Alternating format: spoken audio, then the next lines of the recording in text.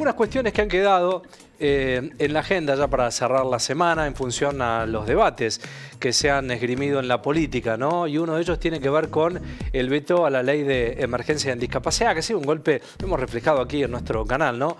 Un golpe muy fuerte, fundamentalmente para familias. Y bueno, y dicen también desde la oposición profundizando un colapso en el sistema, y es real, ¿no? Hay una situación muy compleja que se viven allí las familias que tienen hijos con una situación de discapacidad, ¿no? Hijos, padres, madres. Bueno, en esto hay una situación que excede, ¿no?, las líneas que uno puede imaginar y que pone una situación realmente muy difícil, porque hablamos, para traducirlo en palabras, ¿no?, al acceso a transporte, el acceso a salud, el acceso a un necesario tratamiento, en busca de esto que decíamos en el anticipo del déficit cero, ¿no? ¿A costa de qué? Y ese es el costo tan alto que se pagan algunos sectores tan sensibles, ¿no?, como la discapacidad y como también los jubilados, que vamos a estar hablando en minutos también con un especialista sobre ese tema para ver, bueno, finalmente cómo queda la circunstancia y la situación. En el día de hoy, Manuel Adorni, el vocero presidencial, ha anunciado que la Agencia Nacional de Discapacidad ha suspendido más de 100.000 pensiones que fueron mal otorgadas, ¿no?, vinculadas a la discapacidad. Y en estas cuestiones también, si realmente es verificable lo que ha anunciado el gobierno, es una medida interesante, importante. También es importante pensar qué hacemos, ¿no?, con los ahorros que se vienen anunciando a través de los recortes que uno imagina que se han hecho con las auditorías y los controles necesarios. Lo que se está reclamando desde la calle es dónde va todo ese ajuste que está realizando el gobierno. Imaginamos que con una pericia de control importante, porque también hay que remarcar que se han hecho las cosas muy mal en la Argentina, en la política, durante los últimos años. Vamos a escuchar la primera parte de lo que decía el vocero respecto a este tema. Por discapacidad ya suspendió más de 100.000 pensiones, concretamente 110.522 pensiones que habían sido mal otorgadas en gestiones anteriores. Además, se dieron de baja otras 8.107 que correspondían a personas fallecidas y unas 10.038 de pensiones de personas que efectivamente tomaron la decisión de renunciar a la pensión. Entre ellas, las pensiones suspendidas, se encontraron casos resonantes, algunas veces hemos contado algún caso acá, de gente que presentó la misma radiografía que otras personas, el mismo ecocardiograma y la misma medición de presión. En Tucumán, por ejemplo, se encontraron casos que repitieron el mismo estudio, como podemos ver en las imágenes, bueno, que no sé si las están pasando o no, pero la idea era que las puedan ver allí en la pantalla.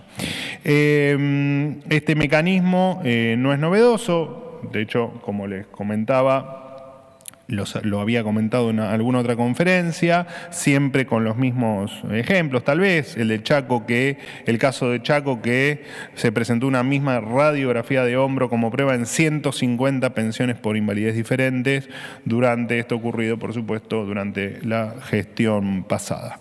Cabe recordar que en este organismo se descubrió una actividad fraudulenta a gran escala, donde se estima un desvío de fondos de aproximadamente 1.000 millones de dólares por año.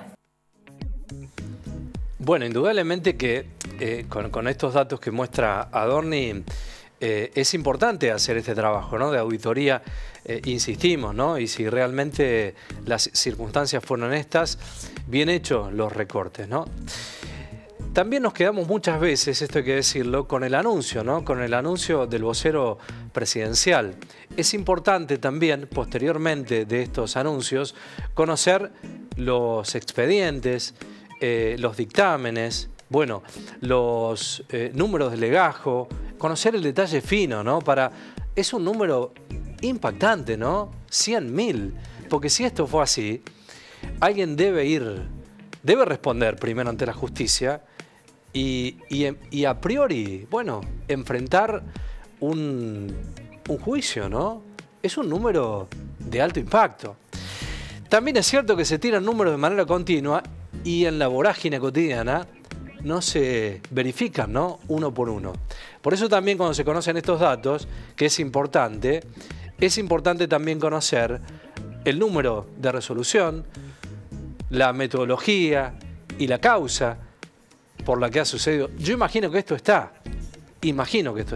Sigue hablando el vocero presidencial. A modo ilustrativo, entre 2003 y 2015, o sea, los 3 gobiernos kirchneristas, la cantidad de pensiones no contributivas por invalidez laboral pasó de 79.000 a 1.045.000. Esta cifra bajó a 1.026.000 entre 2015 y 2019, para volver a subir de 1.026.000 a 1.222.000 pensiones en diciembre de 2023, es decir, después de los 4 años de la gestión del profesor Fernández. Este número estratosférico no corresponde a un país que no sufrió guerras militares ni catástrofes naturales. Para ponerlo en perspectiva, la población activa de Israel que recibe pensión por discapacidad es del 3,5%, mientras que en Argentina es del 4,6%. Israel es un país que sufrió, como bien ustedes saben, por desgracia, decenas de atentados terroristas y que se encuentra en un conflicto bélico permanente. Argentina, por su lado, no tuvo guerras ni catástrofes naturales, solo tuvo 20 años de kirchnerismo. El Congreso esta semana defendió este sistema corrupto, un sistema que desvió fondos de todos los argentinos en favor de los amigos de la política. No es casualidad, gran parte de quienes pululan en el Congreso son los mismos que diseñaron este sistema. Bueno, y se mete en la cuestión política, ¿no? Lógicamente, la cuestión política está en llamas, ¿no?, respecto a esta cuestión, y es parte del anuncio que va a hacer el presidente en la noche de hoy a las 21 por cadena nacional explicando esta situación. Vuelvo a insistir, ¿no?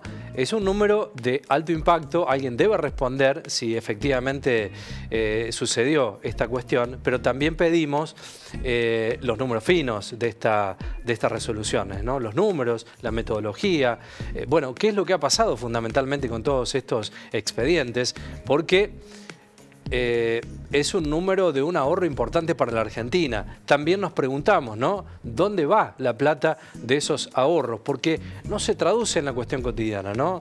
En la cuestión de los jubilados, por ejemplo, ¿no?, en un aumento que no le hace ni ruido, ¿no?, al déficit fiscal cero que busca el presidente Milei. En esto, Gustavo Garzón, el conocido actor, lo entrevistaron y habla de un caso en primera persona que tiene con sus hijos mellizos con síndrome de Down y con un relato en primera persona de las circunstancias que ellos viven respecto a estos recortes. Vamos a ver la primera parte. Se cambió mucho, evolucionó mucho, pero cuando ellos nacieron hace 37 años, fue realmente una cosa muy... Nos hacían llegar... Nosotros no sabíamos qué nos había pasado, ni Alicia, la mamá, ni yo, no entendíamos nada. Estábamos... yo nunca había visto una persona, nunca había hablado con una persona con síndrome de Down, no sabía qué podían, qué no podían, sabía que no era algo bueno, aparentemente, pero no sabía nada, y ella menos que yo. Pero por lo que nos llegaba nos asustaron mucho la gente. Me acuerdo que 2 personas solamente me dieron hasta mi padre lloró conmigo. Mi padre era pediatra, él me dio la noticia, lloró conmigo. Entonces yo veía llorar a mi padre y digo, ¿pero qué me pasó? Qué fuerte, Pensé claro. que iba a vivir escondido con ellos, con no sé qué eran los monstruos. Me llegaron a decir que no reconocían a los padres. No se sabe, hay que saber más de esto. Hay que ver las películas de discapacidad para que vean que son personas muy afectuosas, muy amorosas, que tienen muchas posibilidades. Además de lo que no pueden, hay cosas que pueden más que nosotros, pero hay que hurgar. Hay que conocerlos. Entonces me acuerdo siempre un tío mío, que desgraciadamente no volvió a hablar conmigo hace rato, pero me dijo, yo no sé por qué la gente lo veían con una mala noticia, si vos vas a tener hijos para toda la vida. Y es verdad, yo tengo hijos para toda la vida. O sea, el beneficio de tener hijos, ¿no? Uno sabe, ustedes son padres, saben el beneficio de tener hijos, yo lo tengo para siempre. Una primera etapa de un cambio cultural en la Argentina muy importante que manifiesta Garzón respecto a la percepción, ¿no?, que tiene la sociedad y aceptar y el rol de padre también, que es muy interesante en su testimonio. Vamos a escuchar la segunda parte. También lo que implica, bueno, y ahí nos metemos en el tema del conflicto, hijos con discapacidad, que no pueden trabajar, que hay que mantenerlos, que hay que darles de comer, que hay que pagarles el Uber para que vayan acá, que vayan allá, que necesitan psicóloga, que necesitan fonoaudióloga, que necesitan centro de día, que necesitan tenis, que todo hay que pagarlo, y eso sin la ayuda. Por acá hubo siempre una política de Estado que hay que reconocerlo, es que nosotros como familiares de personas con discapacidad siempre fuimos tenidos en cuenta. A mí nunca me faltó lo que el Estado me tenía que proveer. Me han pagado los a través de las leyes nuestras, no Sí, la claro, Superintendencia de Salud, Eso son las a cosas, través de las obras sociales. Es una tradición nuestra, Sí, claro. como lo era el cine. Sí, Este hombre ha venido a romper todo eso, a desarmar todo sin ofrecer nada a cambio. O sea, te dejan bola y no te dice a cambio te doy esto, te dejan bola a la gente de cine, a los que tenemos hijos con discapacidad. Entonces, a nosotros nos pagaban siempre los psicólogos, los transportes, porque no se pueden manejar solo muchas veces con los colectivos. A veces pueden, algunos pueden, muchos no pueden. Bueno, todo eso. Entonces yo podía salir a trabajar, porque mis hijos tenían eso, de una pequeña pensión y qué sé yo, bueno. Si bien no nos pagan las personas que nos tienen que ayudar sí o sí para que nosotros podamos salir de casa, nos pagaban las escuelas especiales y ahora todo eso está colapsando. Todo eso, vienen las psicomotricistas, dice yo no puedo seguir trabajando porque con lo que gano, y yo lo entiendo. Está congelado entonces, desde el 2024. Sin las prestaciones, están a punto de quedar, porque la gente aguanta. No sé cómo aguantan los centros de día, pero ya no están pidiendo plata para nosotros. Y nosotros, yo soy de clase media. Yo no puedo, yo tuviera que pagar todo lo que es en mi hijo, tengo que, no sé, no podría vivir. Es interesante escuchar, ¿no? Porque es todo lo que abarca este recorte, ¿no? Hablábamos hace algunos minutos, transporte, salud, los tratamientos. Por eso poníamos estos dos testimonios, ¿no? Lo del vocero presidencial con este recorte que, insisto, si realmente se auditó como debe ser, debe haber responsables que rindan ante la justicia explicaciones de por qué no se hicieron los controles necesarios. Pero en el mientras tanto, ¿no? Esto de no me devuelve nada, que decía Garzón allí, Milei no nos devuelve nada en el mientras tanto, ¿no? Bueno, es ver qué se hace con ese dinero que se ahorra y ver si fundamentalmente se va a CONICET, se va a Garrahan, se traslada a la educación, se traslada a salud, a rutas nacionales. ¿Dónde va el dinero que este gobierno trabaja en auditorías, que es importante, insisto, festejamos que sea así, el control, pero no se está viendo esa devolución, esa vuelta que necesitan las personas que están en esta situación de altísima vulnerabilidad? Es un tema que vamos a seguir abordando desde esta señal porque tiene mucha sensibilidad y todavía hay algunas líneas políticas que se pueden activar para que finalmente esto se pueda revertir.